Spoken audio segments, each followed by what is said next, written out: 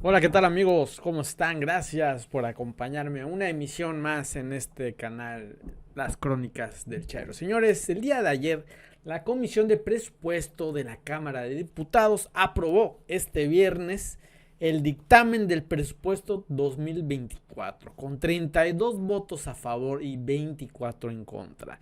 El dictamen ya se turnó a la mesa directiva en San Lázaro y será discutido y votado por el Pleno el próximo lunes. El proyecto prevé un gasto total neto de 9 billones 66 mil millones de pesos y recortes por 13.262 millones de pesos a poderes y organismos autónomos. Los más destacados: una reducción de 6.465 millones al Poder Judicial y de 5.300 millones al INE. Los recortes, pues como bien sabemos, sumamente criticados por la oposición. También se contempla un recorte de 1.636 millones de pesos al Poder Legislativo, 86 millones a la Comisión Federal de Competencia Económica y 71 millones al Instituto Nacional de Transparencia, Acceso a la Información y Protección de Datos Personales.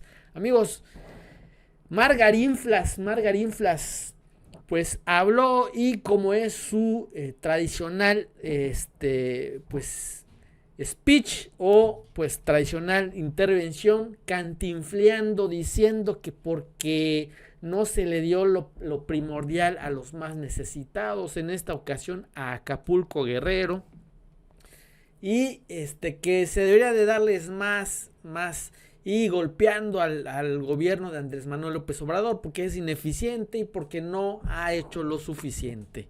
Amigos, recordamos que el plan del presidente Andrés Manuel López Obrador pues es mucho más de que lo que planeó Xochitl Gálvez. Ella tenía un promedio de 50 mil millones de pesos y el plan de pues el presidente es un promedio de 61 mil millones de pesos, además de los adelantos de programas sociales, de la Comisión Federal de que no van a pagar luz, etc, etc. Y ha dicho en innumerables ocasiones que además de esto, el dinero o los fondos van a ser ilimitados para la ciudad, para el puerto, para nuestros hermanos guerrerenses. Así que básicamente es pura politiquería, como lo ha estado haciendo la oposición en todos estos días, debido a esa situación, lucrando pues, con el dolor de nuestros hermanos ahí en Acapulco. Pero amigos, el diputado federal Hamlet Almaguer, de la bancada de Morena, le puso pues una cachetada con guante blanco, explicándole, tuviéndole que explicar todo lo que es las leyes, y a lo que ellos tienen como obligación, redistribuir de una mejor manera, eficientizar el dinero, que es un dinero de todos nosotros, no solamente de algunos, para privilegiar estos organismos autónomos que la verdad es que nunca escuchamos que hagan algo y sí son muy opulentos. Amigos, vamos con el video. Para el grupo parlamentario del PAN y para la oposición en general, pues se trata de un presupuesto que tiene una persona privilegiada, se llama el gobierno de México, el gobierno de Morena. Privilegia exclusivamente al gobierno y no al pueblo de México. Segundo, es un presupuesto que es injusto socialmente hablando. Y tercero, es un presupuesto vengativo. Privilegia al gobierno sí privilegia. Lo privilegia en todos los sentidos, por la discrecionalidad absoluta que le da en el manejo de miles de millones de pesos. Miren, si hay ahorita manera de nombrar a los más necesitados del país, se llaman guerrerenses. Y para ellos no hubo ninguna mención. Ninguna mención. ningún intento. Si la tragedia, si el desastre natural de cualquier manera se iba a dar, aún con las responsabilidades públicas que se deben tener por la falta de avisos, pero si de todos modos, claro que se iba a dar, pues a mí me parecía que mejor se hubiera dado antes de aprobar el presupuesto, porque eso permitía hacer un plan de reconstrucción, un proyecto de reconstrucción, una reasignación de las cosas que nosotros mismos, a través del escrito que hizo, ya mencioné, el diputado Héctor Saúl, pidiéndoles en el 31 de octubre, pues trabajar en la reasignación, incluso en decir como sin parar otras obras, pero desacelerando la intervención en ellas, podríamos lograr un presupuesto que realmente le diera esperanza y futuro a Acapulco. Tantita generosidad nada más, pero no se trataba de privilegiar al pueblo de México, sino al gobierno.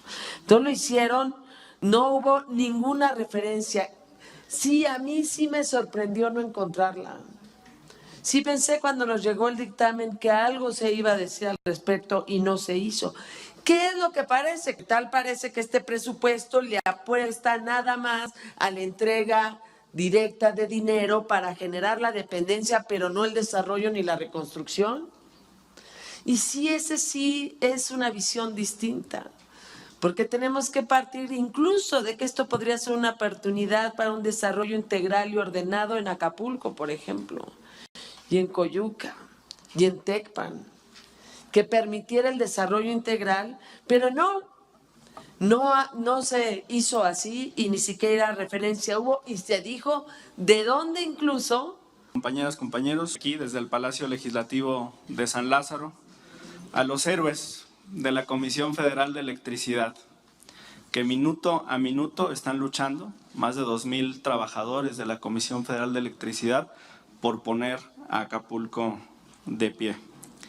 Si tuviéramos una empresa privada en lugar de una empresa pública, hubieran solicitado recursos multimillonarios por adelantado para dotar de energía a Acapulco. Y además las tarifas estarían por los cielos, como ha ocurrido con olas de calor en Europa, como ocurrió con la ola de frío en Texas y estados vecinos en la Unión Americana. En momentos de crisis, en momentos de catástrofes, se comprueba la importancia de tener soberanía energética, de tener una empresa como la Comisión Federal de Electricidad al servicio de las y los mexicanos. Decirle también a la ciudadanía que los ajustes inician por el propio Poder Legislativo. La Cámara de Diputados, conforme al proyecto que se está presentando, llevaría un ajuste de 937 millones de pesos, una reducción cercana al 10% del presupuesto. Y la Cámara de Senadores, una reducción del 7.6%. Es decir, no estamos ajustando el presupuesto de los órganos o ramos autónomos ni de los otros poderes sin antes tocar el propio del Poder Legislativo y en especial de la Cámara de Diputados. Es mayor el ajuste de la Cámara de Diputados que el del Senado de la República, por ejemplo. Tercero, está en la página 212 del dictamen, pero como siempre pues la oposición no lee los proyectos, la explicación de lo que ocurre con el Instituto Nacional Electoral.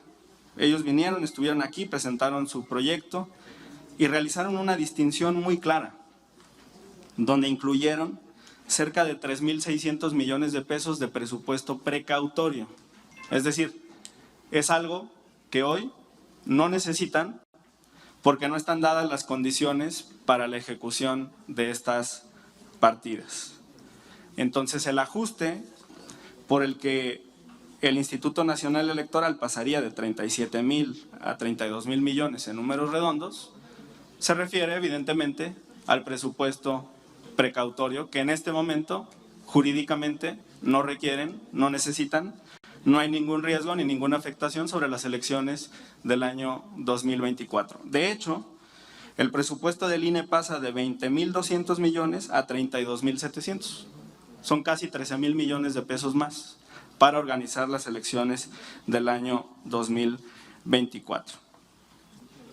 Además, hablando del Poder Judicial Federal, hay buena fe de esta Cámara de Diputados, de esta mayoría parlamentaria de Morena y de esta Comisión de Presupuesto, porque estamos conscientes que a petición del presidente de la República, quien es, además de jefe de gobierno, jefe del Estado mexicano, se está desarrollando un diálogo entre los poderes.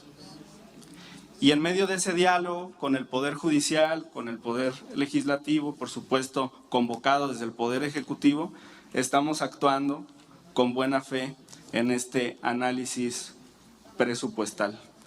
Y qué bueno que el presidente de la República, como jefe de Estado, convoque a este diálogo entre poderes, que además la Junta de Coordinación Política de esta Cámara respondió de inmediato con la firma de las y los jefes de bancada de la oposición.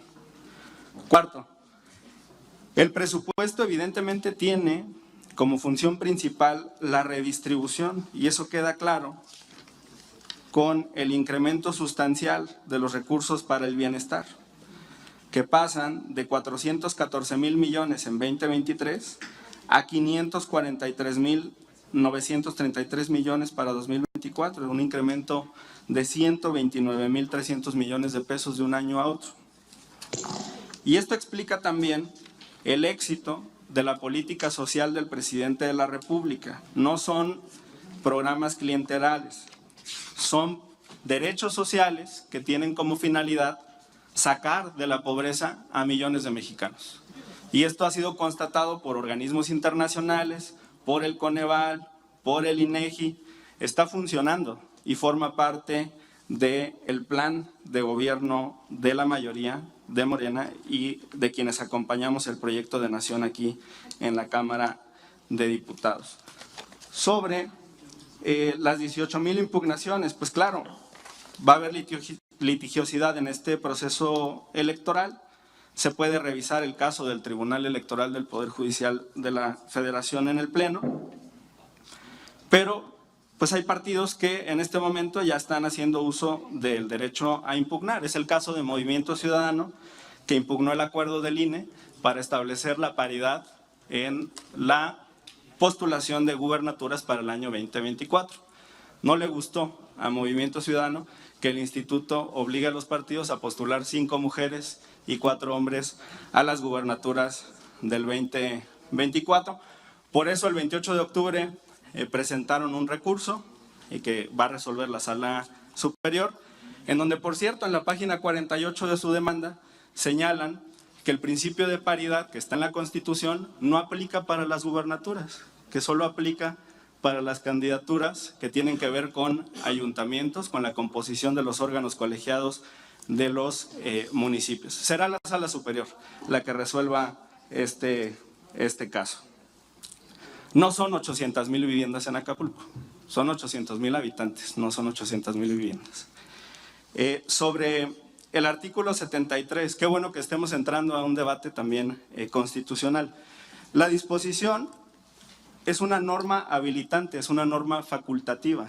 De hecho, a veces perdemos de vista el apartado inicial de las normas, que en este caso señala lo siguiente.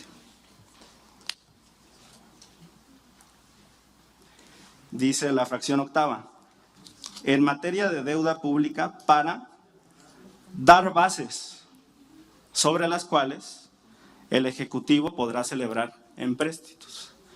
Esta no es una norma que haga alusión directamente al Poder Ejecutivo, ni a cómo va a gastar los recursos. Esta es una norma que se refiere a la habilitación del Poder Legislativo para dictar las bases sobre cómo va a ejecutarse ese gasto que proviene de los empréstitos. Y las normas no se pueden interpretar de manera aislada. El artículo 4, fracción cuarta de la Ley de Deuda Pública establece lo siguiente: cuidar está hablando aquí a la atribución ya del Ejecutivo Federal por conducto de la Secretaría de Hacienda, cuidar que los recursos procedentes de financiamientos constitutivos de la deuda pública se destinen a la realización de proyectos, actividades o empresas que apoyen los planes de desarrollo económico y social, que generen ingresos para su pago. Amplía el panorama la ley secundaria. No podemos darle una lectura tan restringida porque, termino, diputado, es una interpretación conforme, es una interpretación sistemática, no aislada.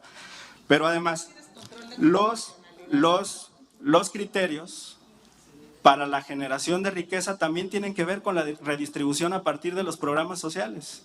O sea, esos 500,000 millones que están en la Secretaría del Bienestar, obviamente, dinamizan el mercado interno. Por eso hemos tenido un crecimiento en captación de IVA y de ISR. Y esa pues no es una doctrina nueva. Nos podemos ir a Keynes o nos podemos ir a cualquier economista, hasta los modernos, como Thomas Piketty, quien dice que para levantar la economía mundial hay que hacer asignaciones, aportaciones directas a través de pensiones universales. Por mi parte es todo, diputado presidente. Muchas gracias. Muchas gracias, diputado.